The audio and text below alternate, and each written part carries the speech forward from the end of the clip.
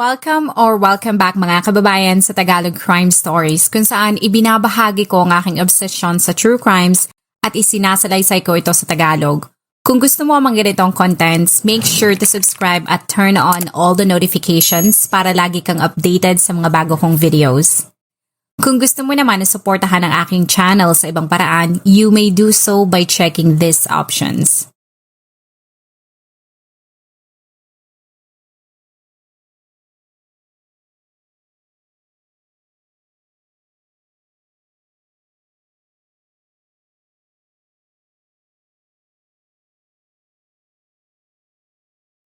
Para sa mga taong nagtatrabaho sa Canada o ibang bansa, karamihan sa kanila ay mabilis na nalalaman ng work culture na para bang bumabangon ka na lamang para magbayad ng napakaraming bills. Kung hindi ka magiging intentional sa kung anong buhay ang gusto mong maranasan, ay talagang malulunod at may stress ka. Ang isa sa mga taong ayaw maranasan na maging zombie at alipin ng kanyang trabaho ay ang Filipina na si Jamaica. Ito ay naiulat na isa sa napakaraming Filipino nurses sa Alberta Health Services sa Canada. Nakatapos ito ng kursong Bachelor of Science in Nursing sa Northwestern University sa Ilocos Norte. Ito ay ikinasal sa asawa nitong si Edrens Lacaba. Nang silang dalawa ay nagkaroon ng tsansa na makapunta sa Canada, ay hindi na sila nagdalawang isip. Ang mga ito ay masayang tinake advantage ang once-in-a-lifetime na pagkakataon na yun. Kalaunan, ang mga ito ay naging Canadian citizen na rin. Nang hindi pa sila pinipiyayaan ng anak, sa relihiyon kumapit ang mag-asawa at sa profile nito ay makikita ang Bible verse na Isaiah 60 verse 22. Kung saan na ini-encourage ang mga tao na matyagang maghintay at magtiwala sa perpektong timing ng Panginoon. Ang dalawa, bagamat mga normal na trabahador sa Canada, ay nagawang matulungan ang kanilang pamilya sa Pilipinas. Kahit nakakainip at minsan ay nakakaramdam ang mga ito ng kalungkutan sa hindi pagkakaroon ng anak, ibinuhos nila ang kanilang atensyon at lakas upang ayusin ang kanilang pagsasama. Kung hindi abala sa pagtatrabaho, ay makikita mo ang mga itong nagbabakasyon sa ilang states sa US at minsan na rin ang mga itong nakapunta sa Mexico. Ang mga ito ay aktibo din at parte ng Filipino community sa Alberta. Sa kombinasyon ng kanilang kasipagan, ang kanilang pamilya ay laging sinasabi na bahay na lamang ang kulang sa mga ito at makakamitan nila ang tinatawag na Canadian Dream.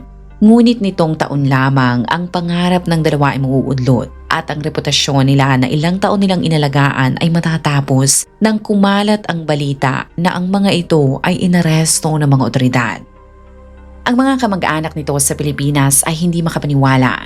Ang ilan sa mga taong malalapit dito ay inisip na baka sinisiraan lamang ang dalawa dahil kahit napakarami mga friendly at mababait na mga Filipino na OFW ay mas madami pa rin ang di umunong mga utak talangka, mga inggitera at hihilahin ka pababa lalo na kung nakakaranas ka na ng tagumpay sa buhay o mas sikat sa termino na crab mentality. Pinilit nilang ipagtanggol sina Renz at Jamaica at kanya-kanya silang post sa social media. Ngunit kahit anong sabihin nila, ang mga otoridad sa Alberta ay hindi nagpapigil. Sa actual footage na ito mula City News na isang TV news outlet sa Canada, ay ibinahagi ng reporter na noong February 2026 noong nakaraang buwan lamang, ang mga investigador ay sumugod sa lugar na yan. Diyan pala nakatira ang mag-asawang Lacaba. Gamit ang isang aprobadong search warrant, ang tinutuluyan ng mga ito ay sinuyod at bawat gamit ng mga ito ay kinalkal. Pagkalipas ng ilang oras ay sinamasama ng mga otoridad ang 2 cellphones, 3 iPad at MacBook na pagmamay-ari ng mag-asawa. Sa mga sumunod na araw ay nagulat ang mga kaanak ng dalawa dahil opisyal na kinumpirma ng Calgary Police ang pagkaka-aresto sa mga ito. Kumalat ang ulat na meron din palang arrest warrant ang mag-asawa sa Pilipinas. Sa internet ay nagbunyi ang napakaraming mga tao na puro mga Filipino. Pero bago ko ipagpatuloy ang ilang detalye ng kasong ito ay gusto kong pasalamatan ang mga TCS members, mga tao nagbibigay ng suporta at nanonood sa channel na ito. Kung meron kang kaso na gusto mong i-cover ko ay huwag mong kalimutan na ibigay ang detalye tulad ng pangalan. At kung ikaw ay litong-lito na sa dami na naglalabas ang channel na may kaparehong pangalan, lagi pong tingnan ang larawan. Ang profile po ng original na Tagalog crime stories ay green o berde. Sa ulat ay nakalagay na bago pala ito magpunta sa Canada bukod sa pagiging nurse, si Labaca ay isa ring travel agent. Ayon sa supervisor nito ay isang magaling, mabait at madiskarteng ahente si Jamaica. Isa ito sa mga top agents na meron sila. Kaya kahit ito ay nasa ibang bansa na, ay pinagkatiwalaan pa rin nila ito at sa loob ng ilang taon ay nagkaroon ito ng maraming komisyon dahil na rin sa dami nitong mga nakukuhang kliyente. Nang makarating kay Rachel Ina Rodelas ng Ryer Wonders Travel and Tours, ang balita na naaresto ang mag-asawang Lacaba ay nakahinga siya ng maayos dahil kahit siya ay nabiktima rin pala nito. Ayon kay Rodelas, kung meron ito makuhang kliyente ay sila ang bibili ng ticket. Ipapadala nila ang mga dokumento kay Lacaba at saka pa lamang sila babayaran nito. Pero ang walang palya sa pagbabayad na si Jamaica ay bigla na lamang hindi nagpadala ng pera noong July 2025. Sa kadahilanan na maganda naman ang record nito, inisip nila na baka naging abala lamang ito sa full-time nitong trabaho bilang nurse. Ngunit nang dumaan na ang 1 linggo at wala pa rin silang natatanggap na pera, ay kinontak na nila ito. Sa ulat ay hinihintay pala nilang ipadala nito ang mahigit kumulang na 348,000 pesos. Pero ang napakaraming emails, chats, pati mga follow-up ay hindi nito sinagot. Sa desperado nilang makontak ito ay inisa-isa nila ang kliyente na nag-book kay Lacaba. Tinanong nila ang mga ito kung nakabayad na ba sila. Nang sabihin at ipakita ng mga ito ang resibo at confirmation na kanilang bayad ay agad na silang kinutuban ng masama. Sa laki ng perang involved at tila dinededma siya ng nurse, ang travel agency ay agad na tinapos ang kanilang involvement kay Lacaba. Kasabay niyan ay dumulog din sila sa opisina ng National Bureau of Investigation. Ang judge ay agad inaprubahan ang subpoena at ang ilang ahente ng NBI ay mabilis na pinuntahan ang address ni Lacaba upang ipaalam sa kapamilya nito na siya ay isang wanted. Ang pag-file ng travel agency ng kaso laban kay Lacaba ang naging susi para magkaroon ng lakas ng loob ang ilang mga tao para lumuta. Naging sunod-sunod ang paglutang ng ilang mga tao mula Pilipinas na nagsabi na naging biktima rin pala sila ni Lacaba. 1 buwan pagkatapos mailatag ang kaso laban dito, lalo pa itong sumikat ng ilang mga Pinoy mula sa Canada ang nag-post sa iba't ibang Facebook group at tinawag itong scammer. Ang isa sa mga taong piniling mag-post ay sinabi na isa siya sa maraming naloko ni Lacaba. Ipinaalam nito sa kapwa niya mga Filipino na huwag makipagtransaksyon dito at sa itinayo nitong agency na IN Travel PH. Sa post ay binahagi nito na naengganyo siya na mag-book ng all-inclusive family trip sa Cancun noong June 21. Kaagad niyang ipinadala ang pera na nagkakahalaga ng 3,150 Canadian dollars. Ngunit ilang araw bago sila lumipad patungong Mexico ay sinabi ni Lacaba na nagkaroon ng aberya, kaya ang petsa na kanilang pagbabakasyon ay nabago. Ngunit sa tuwing hihingi siya ng kopya ng booking confirmation, ay lagi nitong sinasabi na yon ay not available, hanggang nabago pa ang kanilang flight date ng 5 beses. Dahil sa sobra niyang panghihinayang at matinding pagkainis dito, ay tuluyan na niyang kinancel ang trip at humingi na lamang siya ng full refund. Pinangakuan siya nito na ibabalik ang pera sa July 19. Ngunit tulad ng dati ay wala nang dumating na refund ay hindi rin siya nakatanggap ng anumang komunikasyon mula dito. Sa kanyang galit ay inexpose niya ito sa pamamagitan ng pagbabahagi ng kanyang naranasan online.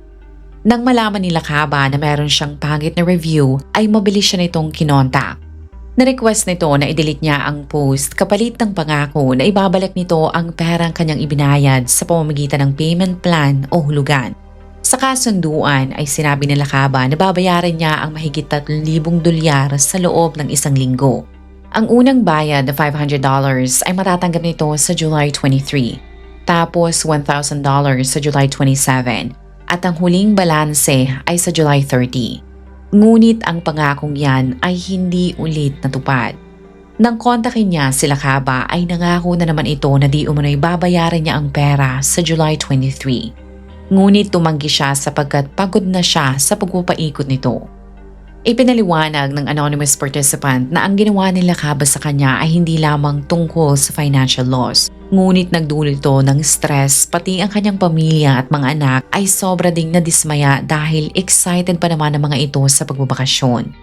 Napansin ko na ang parehong anonymous participant ay inireklamo na sila Caba sa Better Business Bureau. Pagkalipas ng ilang buwan ay sunod-sunod ang mga taong nagreklamo at ang isa sa kanila ay isang tao na hindi mo aakalain na magiging biktima. Si Sylvia Estopacia ay isang financial security advisor mula Canada. Ito ay well-traveled. Sa social media ay mapapansin mo na marami na itong napuntahang lugar sa Europe, Asia at halos nalibot na nito ang Pilipinas.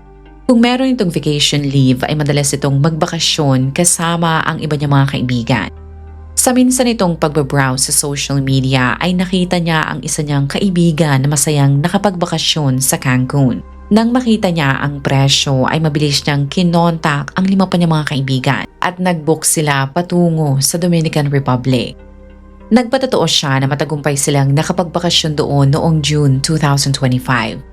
Kaya nang makakita siya ng cruise package patungo sa Rome and Greece na nagkakahalaga lamang ng 600 per person na kasama na ang plane ticket, ay kinontak niya muli sila Caba dahil talaga namang napakamura noon kumpara sa ibang travel agency na nagkakahalaga ng $2,000 kada tao.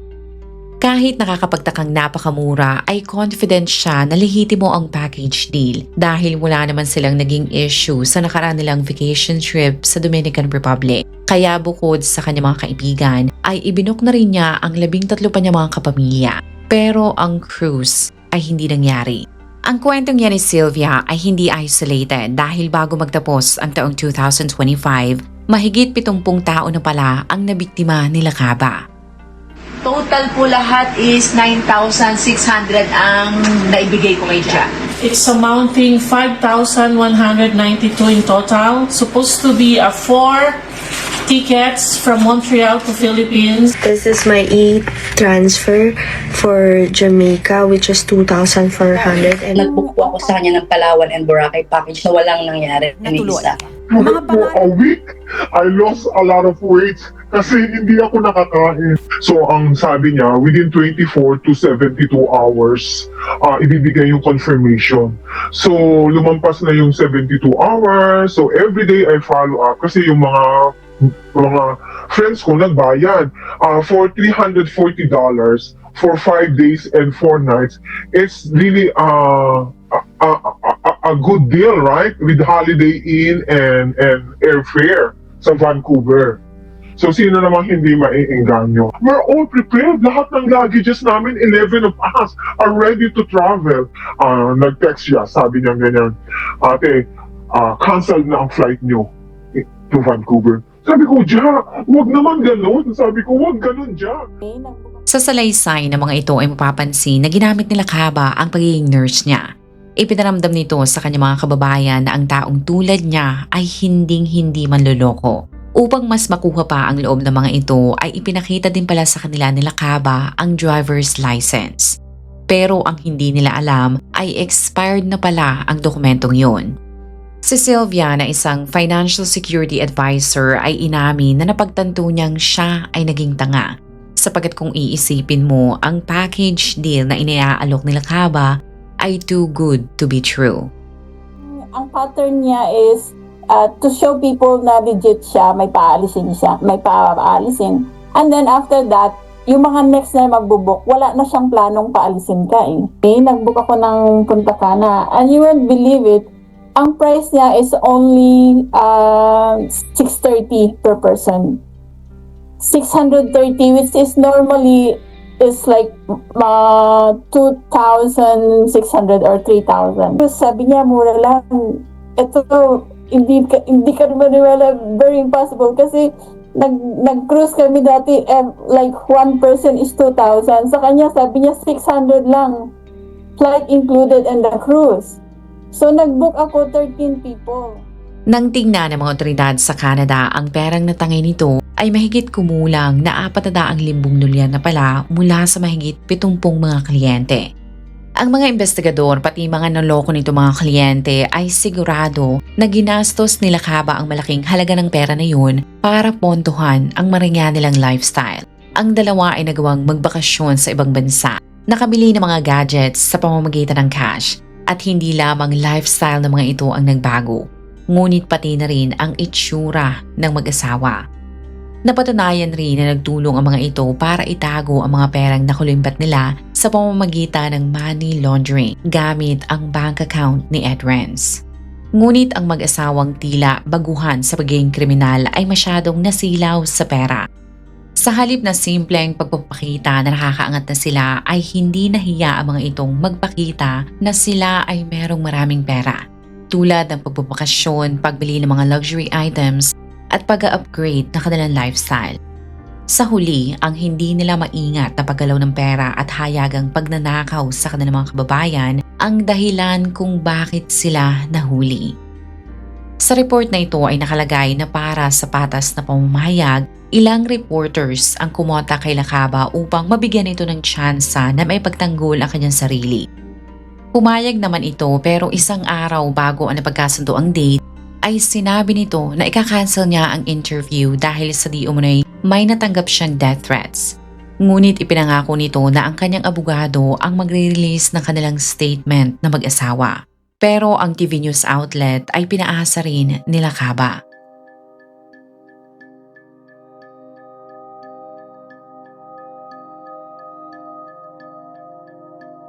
Ayon sa ulat, kahit ang mag-asawa ay naaresto noong buwan ng Enero ng taong ito, ang dalawa ay panandaliang nakalaya habang naghihintay ng trial.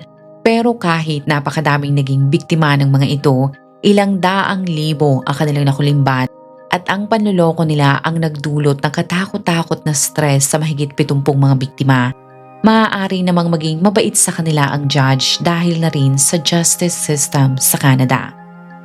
Kung magaling ang kanilang abogado at mag-plead sila ng guilty, magpakita na sila ay nagsisisi, mangangako na ibabalik ang pera ng mga biktima at ipakita nila sa judge na wala silang criminal record.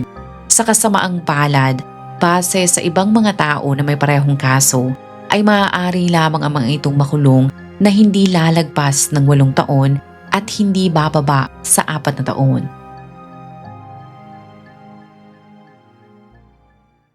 Kung ikaw ay nakinig hanggang sa dulo ng video na ito, maraming salamat sa panonood sa episode na ito. Please consider leaving a comment or i-like ang video na ito. At kung may kaso ka na gusto mong i-cover ko, please let me know. Magandang araw sa iyo, kabayan.